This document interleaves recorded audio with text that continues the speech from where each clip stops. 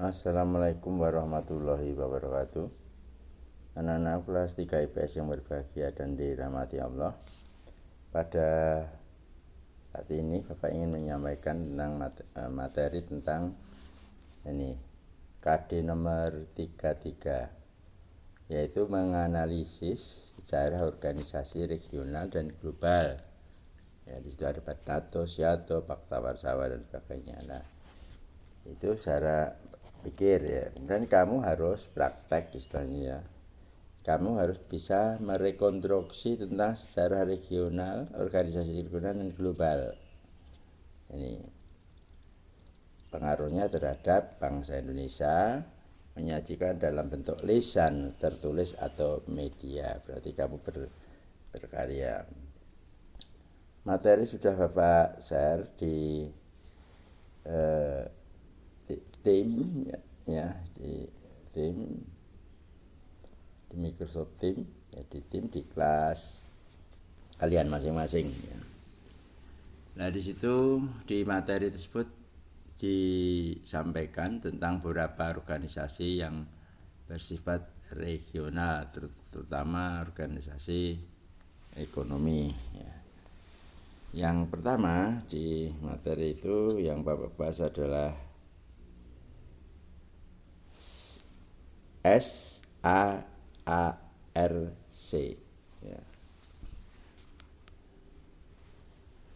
Association Asia Selatan untuk kerjasama regional atau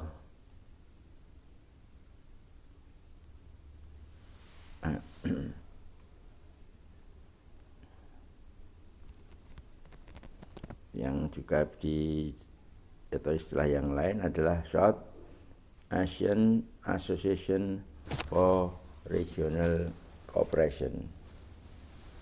Nah, ini didirikan pada tanggal 8 Desember tahun 85 di Dhaka, Bangladesh oleh negara-negara Bangladesh, Pakistan, Bhutan, India, Nepal, Maladewa, Sri Lanka. Markasnya di kota Mandu, Nepal. Kota Mandu, Nepal. Organisasi ini berdiri dilatar belakangi oleh keinginan negara-negara Asia Selatan untuk bekerja sama dengan semangat persaudaraan, kepercayaan, dan pengertian. Tujuannya adalah untuk membangun perekonomian negara-negara anggota di Asia Selatan tentunya ya. Nah, ini. Nah, di mana mereka menerapkan South Free Trade Area atau area perdagangan bebas di Asia Selatan. Nah, ini. Nah, dari pengertian ini saya harapkan kalian bisa mikir bahwa mereka atau SAARC ini sudah melakukan perdagangan bebas. Artinya tiap negara-negara anggota SAARC siap mau bersaing dalam melakukan perdagangan bebas. Nah, ini yang perlu kalian pahami. Nah, ini diamati oleh negara-negara pengamat kayak Australia, Cina, Uni Eropa, Iran, Jepang. Ini mengamati perdagangan itu. Nah, ya. Ini yang perlu kalian pahami. Kemudian yang kedua adalah masyarakat ekonomi Eropa. Ini masyarakat ekonomi Eropa atau MEE. Ini didirikan semenjak mereka ya, ini di Italia ya, mengadakan pertemuan yang dipimpin oleh Paul Henry Spaak ya, pada tanggal 1 Juni 1955. Nah, di mana mereka menyusun sebuah laporan ya, untuk kerjasama di antara mereka.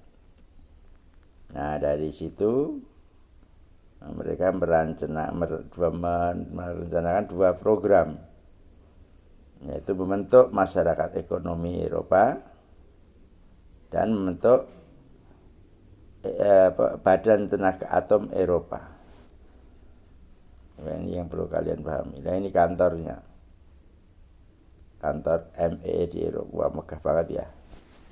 Kalau di Indonesia juga punya kantor yang semacam ini, ada beberapa tingkat, bagus banget gambarnya. Nah, rancangan sepakat ini akhirnya disetujui pada tanggal 25 Maret 57 di Roma. Dan dari situ mereka membuat perjanjian yang menghasilkan Traktat Roma dan meresmikan berdirinya MEE, Masyarakat Ekonomi Eropa. Ini lambangnya, bendera di biru, tengahnya ada bintang-bintang. Ya, MEE. Nah, yang peta globe ini wilayah anggota-anggota MEE yang tergabung dalam MEE. Ya, ini kalian yang perlu kalian pahami. Kemudian yang ketiga ya, adalah AFTA. Ini juga sama, Asian Free Trade Area, kawasan perdagangan bebas di Asia, di ASEAN maksudnya.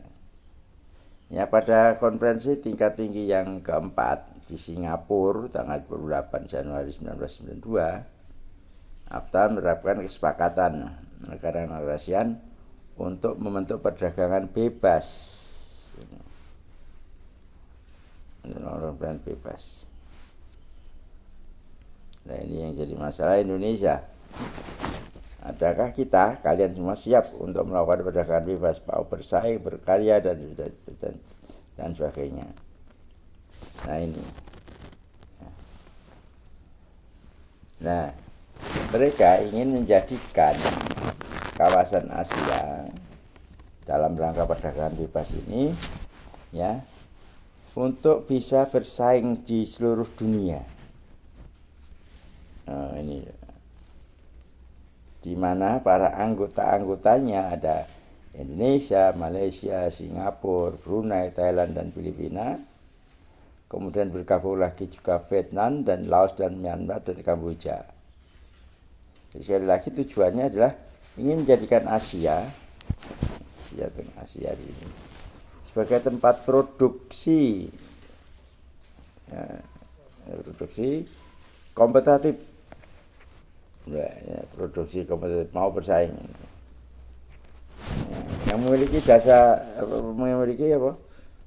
kemampuan dasar saing yang kuat. Kemudian menarik lebih banyak investasi asing langsung. Nah, ini supaya bangsa-bangsa lain menanamkan modalnya di ASEAN. Kemudian juga meningkatkan perdagangan negara-negara ASEAN. Nah, Indonesia masuk AFTA. Artinya kalian semua orang-orang IPS ya, ini harus berpikir ke sini. Mampu enggak di antara kalian bersaing dengan orang bangsa-bangsa di Asia? Tapi kalau kalian tidak mau berpikir lebih maju lagi, belajar juga malas-malasan, dikasih tugas guru aja malas, dan nanti bagaimana kita bisa bersaing? Nah, kalau kita tidak mampu bersaing, maka otomatis bangsa kita akan menjadi bangsa yang terbelakang, terjajah, nah ini ini agak kurang baik ini. Ambil contoh sederhana nggih. Hampir semua produk elektronik itu dibuang di Indonesia. Dan masyarakat Indonesia menikmati. Tapi belum ada bangsa kita berkarya barang elektronik untuk dijual di kawasan ASEAN. Artinya kita sudah kalah duluan. Mobil juga demikian juga. Kamu bangga mobil dari asing, tapi tidak mau bangga dengan mobil bangsa sendiri. kita kalah bersaing juga.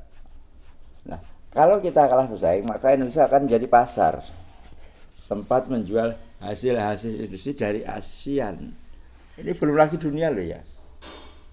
Maka mari kita berkembangkan diri kita berkarya lebih maju, lebih jauh. Jangan sekedar ongkang-ongkang, karena kita harus berkarya, belajar supaya kita bisa menggenggam dunia. Jangan sampai kita malah dikuasai. Nanti kalau dikuasai, maaf ya, kita nanti akan jadi budak nanti. Jangan jadi budak. Dan ini sudah terjadi ya. Karena orang Indonesia cenderung ya kayak gini ya, yang seperti yang kalian kerjakan kayak gitu.